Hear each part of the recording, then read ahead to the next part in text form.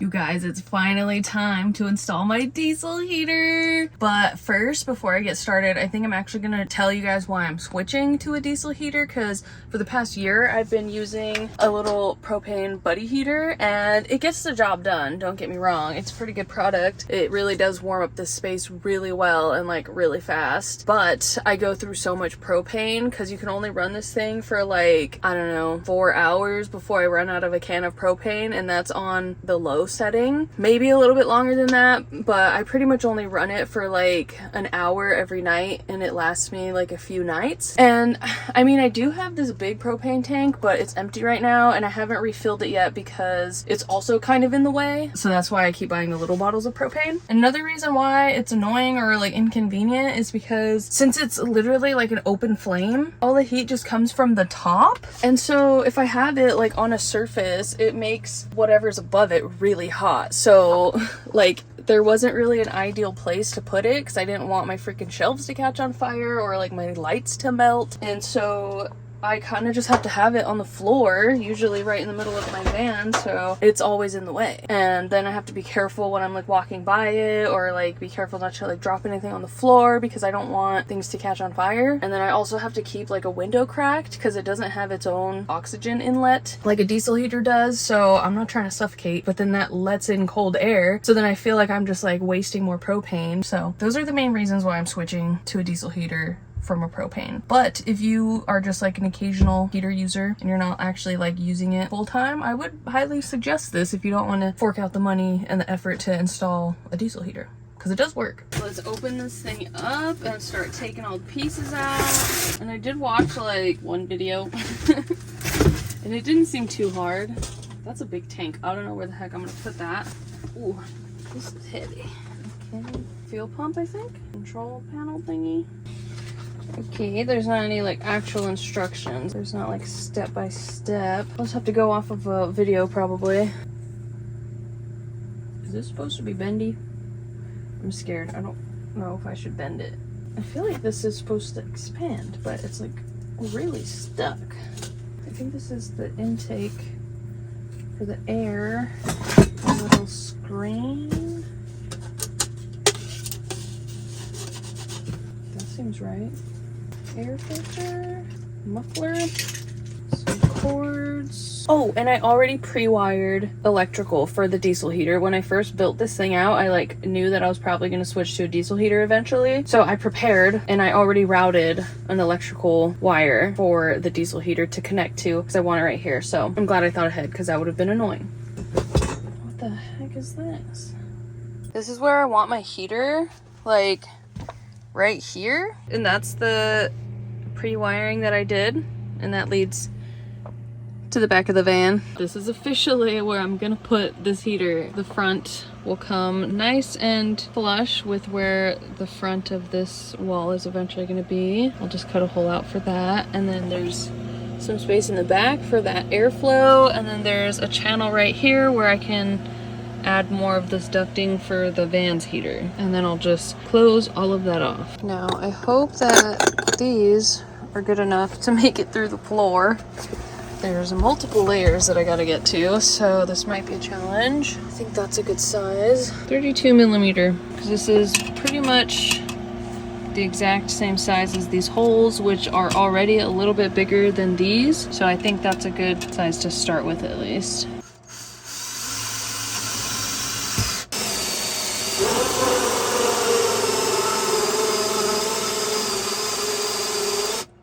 So scared.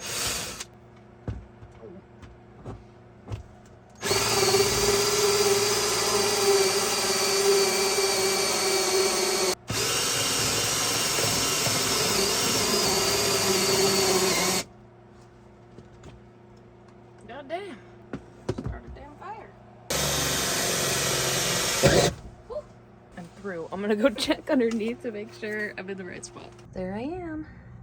That's the one that's behind though, so the other one's gonna be like still kind of underneath these tubes, but at least it shouldn't actually hit anything. Okay, hole number 2.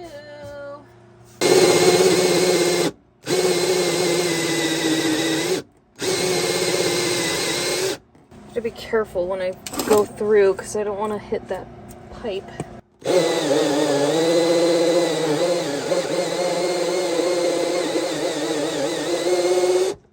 Dang, is this like an extra thick piece of freaking metal?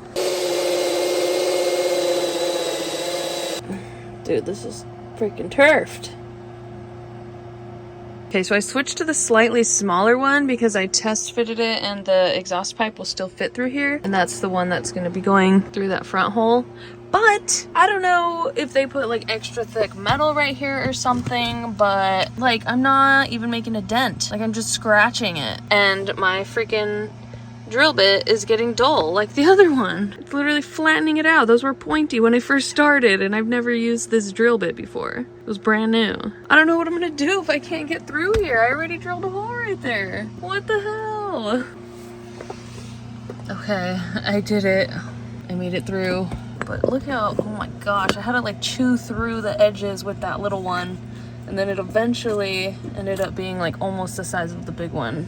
So this definitely should be the right size. I'm gonna have to raise this since these are sticking out so far. It's not gonna be able to just like sit flush with the ground onto this plate. So I'm gonna have to build a box tomorrow for this, but tonight I'll do the rest of everything. I guess I'll just put this here overnight. I'll just plug the holes so no critters get in, because that's straight up the outside world. I guess I can prep this. I marked the spot that I need to drill because you have this option or this option depending on like which way you're gonna have it. I'm gonna mount it onto my back door because that's literally the only place where it fits. So when I open my back door, my spout will be pointing that way, which is also the same side as my regular gas tank. So that would be nice that I could just do one stop, fill up my diesel and my gas tank at the same time. Okay, I'm putting the O-ring on to this little fuel inlet thingy. This is going to be on the inside, coming out right here. And then there's another little rubber gasket that goes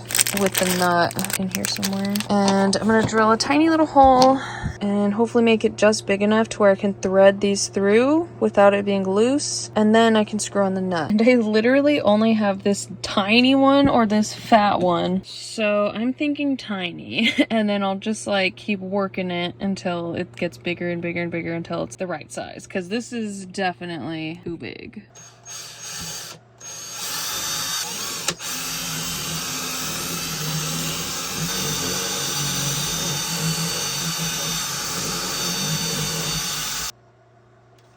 Okie dokie. I made a hole big enough for this to go in, well, like from the inside. So now I'm gonna get some wire and pull it through and pull it out this way and thread it through the plastic so that it's sticking out all the way. And make sure all the plastic shavings come out.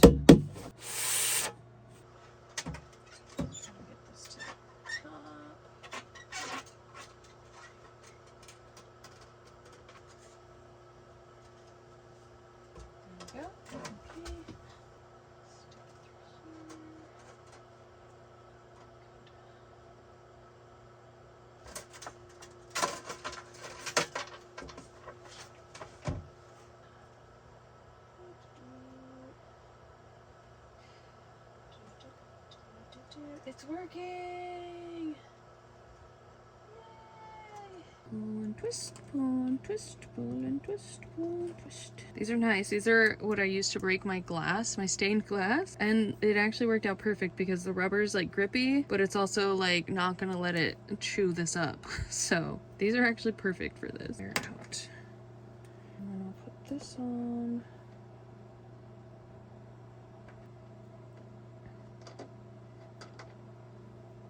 And I'll just check this every now and then to make sure it's nice and secure still. Fuel tank prepped. So far it seems like the only thing that it doesn't come with are little screws to mount this like controller. Successfully mounted. Now it's ready just to be plugged in once I wire everything up. Now that it is daytime again, I can get to sawing the platform for this to sit on, because if I don't do the platform, these things, like these bolts and stuff, they'll be like in the floor and they don't reach far enough through to get to the other side, so I can't bolt it from that side or anything. So it has to be elevated so these don't like get in the way.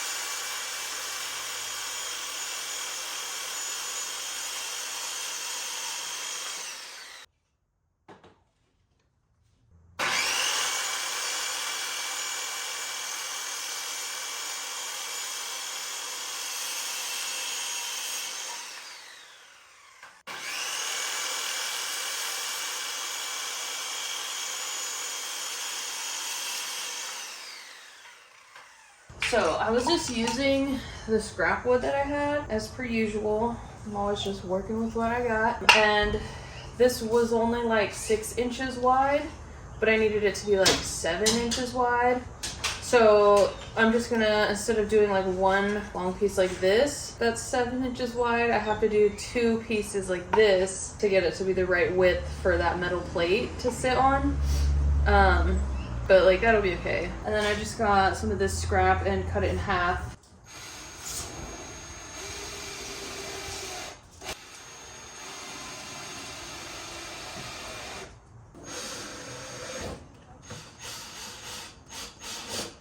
Ta-da! This is the platform.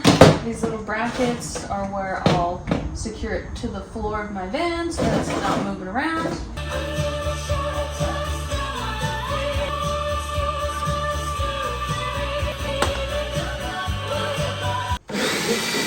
A little chapel ball for you. Right now I got some rock for you.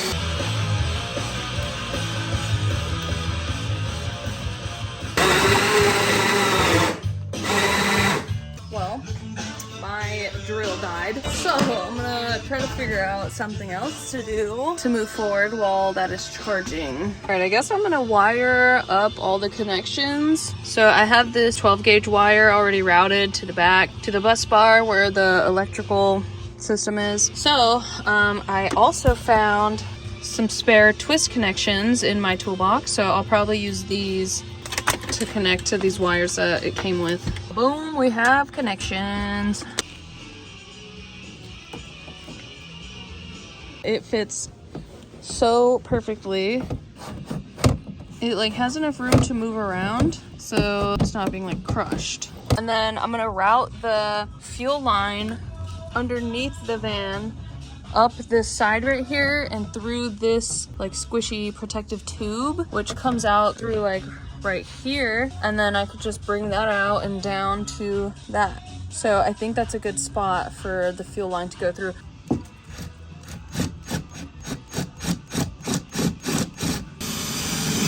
Oh, there we go. To fill it up, I just open my door, and it opens all the way. And this is the side that my regular gas can is on too. Sorry for these crazy dogs. So I would only have to park on one side to be able to fill up both of my diesel and my regular gasoline.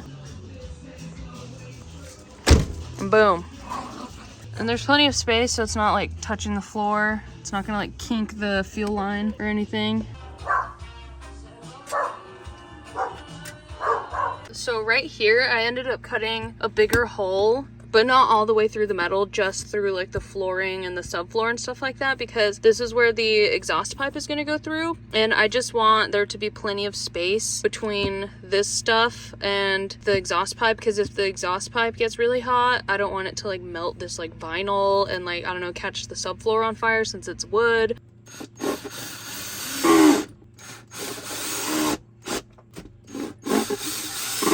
Gonna be the exhaust.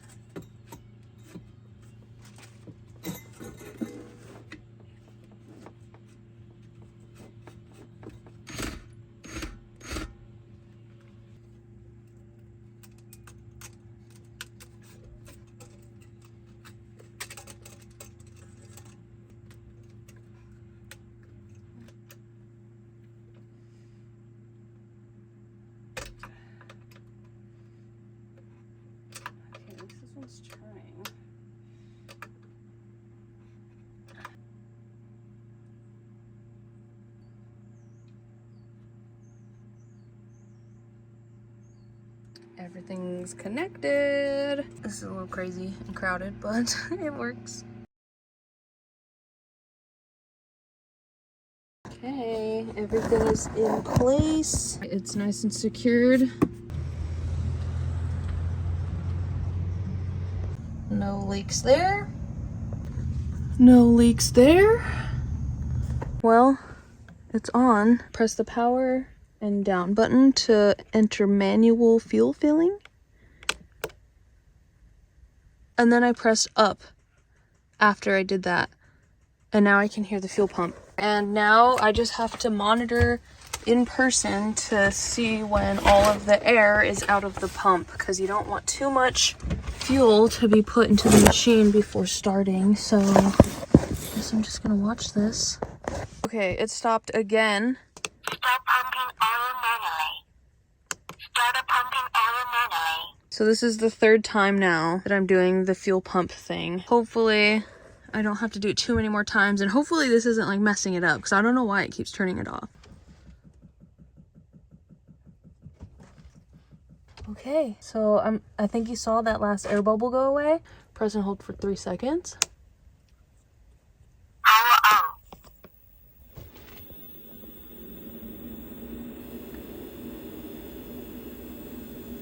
The air is hot already, and it's been like a minute, and the power usage went down. I don't know if you guys can hear that, but the only thing that I don't like about this heater is that it's so loud. I'm like next to a fence, so maybe it's like echoing it extra loud or something, I don't know. But that's definitely not Stealthy. And I'll quickly show you how I routed the fuel line and everything, because my phone ran out of storage when I was doing it, so I wasn't able to show you in the moment. But basically it comes out where all the other tubes come out, and then I'm running it towards the back of the van, kind of following along these pipes. I'm just kind of zip tying it along these pipes. I'm not sure what these are. Hopefully they don't get hot like when I turn on the heater or anything, but I think it has to do with my air conditioner, so it should just be like cold tubing. But I'm gonna get some like plastic conduit or whatever to put over it to protect it.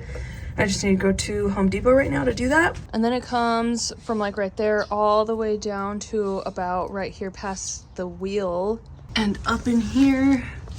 And then it comes right over here, and the power line to the fuel pump is also following along with the fuel line. And then I have the fuel pump right here, mounted right here at an angle like it suggested, because this part of the frame or whatever the heck this is already came with like some holes drilled into it. And this is also as long as I was able to reach the wire that powers the fuel pump. And I had to have it way back here because there was no other open spaces along this route until I got to here. And then it continues down to the very end of the vehicle, and there's the fuel filter, and then up to there, let me show you, this is the cool part. As you saw, the fuel filters right here, and then it went up, and so I fished it through that hole with a wire. I took off my brake light cover and pulled it through, and then pushed it through right here, because I'm able to take this off. I'm not going to do it right now because it's kind of hard to get back in, but yeah, I took this off, fed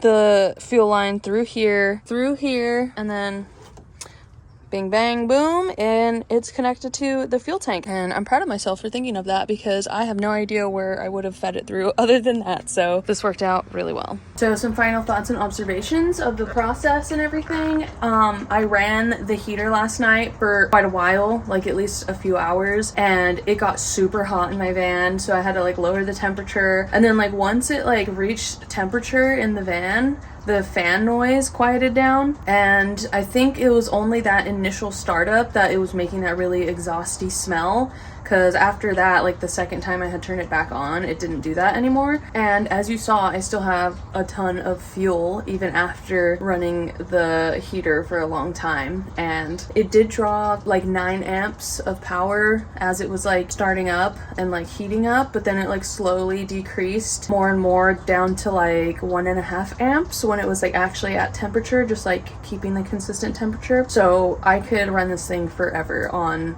my 100 amp hour battery. Even when I'm running the lights and everything, like I still have plenty of power to run this thing. And yeah, it really wasn't too complicated to get this thing installed. A lot of the steps were pretty intuitive. Like if you're handy, I'm sure you could look at the pieces and put it together with basic knowledge. I think I watched like one video just on how to like position and connect the like fuel pump and fuel filter and stuff like that. And then also like which buttons to press with like priming the fuel pump and stuff like that. So, but other than that, it's all very like ready to go. You just plug in the hoses, find a place to drill your holes, and then you connect the wires and then route the fuel line. So I hope you enjoyed this video. Give it a like, leave a comment, and subscribe to my channel, please. I'll see you in the next one.